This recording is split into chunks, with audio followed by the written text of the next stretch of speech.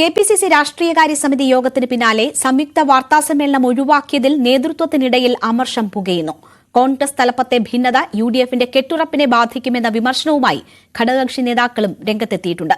പ്രതിപക്ഷ നേതാവും കെപിസിസി അധ്യക്ഷനും ഒരുമിച്ച് മാധ്യമങ്ങളെ കാണണമെന്ന ആവശ്യം ഘടകകക്ഷി പ്രതിനിധികൾ യുഡിഎഫ് കൺവീനറെ അറിയിക്കും. രാഷ്ട്രീയകാര്യ സമിതിയിൽ എ.പി. അനിൽകുമാർ പ്രതിപക്ഷ നേതാവിനെതിരെ നടത്തിയ വിമർശനം കെ.സി. വേണുഗോപാലിന്റെ മൌന അനുവാദത്തോടെയാണ് എന്നാണ് സൂചന. News 18 exclusive. കെപിസിസി ആസ്ഥാനത്ത് കഴിഞ്ഞ 19-ന് നടന്ന രാഷ്ട്രീയകാര്യ സമിതി യോഗത്തിന് പിന്നാലെ തിങ്കളാഴ്ച രാവിലെ 11 മണിക്ക് സംയുക്ത വാർത്താ സമ്മേളനം നടത്താനായിരുന്നു നേതൃത്വത്തിന്റെ നീക്കം.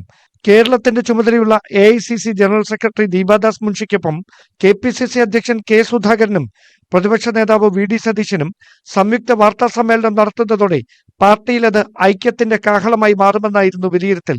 ഇതുമായി ബന്ധപ്പെട്ട് ഇന്ദിരാഭവനിൽ പ്രസ് നോട്ട് ഉൾപ്പെടെ തയ്യാറാക്കിയിരുന്നതായാണ് വിവരം. എന്നാൽ രാഷ്ട്രീയകാര്യ സമിതിയിൽ ഉയർന്ന രൂക്ഷമായ വിമർശനങ്ങൾക്ക് പിന്നാലെയാണ് പ്രതിപക്ഷ നേതാവ് സംയുക്ത വാർത്താ സമ്മേളനത്തിൽ നിന്ന് പിൻവാങ്ങിയതെന്നാണ് സൂചന. AICC secretary PV. മോഹനന് വാഹനാപകടത്തിൽ പരിക്കേറ്റതിനെ തുടർന്ന് എറണാകുളത്തേക്ക് പോകേണ്ടി വന്നതിനാലാണ് വാർത്താ സമ്മേളനം ഒഴിവാക്കിയതെന്നാണ് സുധാകരൻ പക്ഷത്തിന്റെ വാദം. സെലക്ടീവ് മണ്ഡലങ്ങളിൽ ഫോക്കസ് ചെയ്ത് നേരത്തെ തന്നെ തെരഞ്ഞെടുപ്പ് പ്രവർത്തനം തുടങ്ങണമെന്ന് വി.ഡി. സതീശൻ യോഗത്തിൽ അഭിപ്രായപ്പെട്ടിരുന്നു. 2021 നിയമസഭാ തെരഞ്ഞെടുപ്പിൽ 5000-ൽ താഴെ വോട്ടിന് യുഡിഎഫ് പരാജയപ്പെട്ട മണ്ഡലങ്ങളിൽ നേരത്തെ തന്നെ ശ്രദ്ധ കേന്ദ്രീകരിക്കണമെന്നായിരുന്നു പ്രതിപക്ഷ നേതാവിന്റെ നിലപാട്. ഇതിൽ വിയോജിപ്പറിയിച്ചാണ് ഒരു വിഭാഗം നേതാക്കൾ രംഗത്തെത്തിയത്.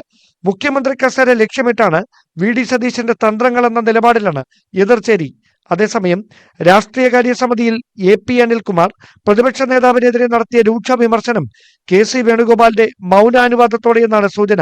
കെ.സി. വേണുഗോപാലിന്റെ സാന്നിധ്യത്തിൽ അനിൽകുമാർ പ്രതിപക്ഷ നേതാവിനോട് കൊമ്പ് കോർത്തിട്ടും മുതിർന്ന നേതാക്കളടക്കം സതീശനെ പ്രതിരോധിക്കാതിരുന്നത് മാറുന്ന സമവാക്യങ്ങളുടെ സൂചനയായാണ് വിലയിരുത്തപ്പെടുന്നത്.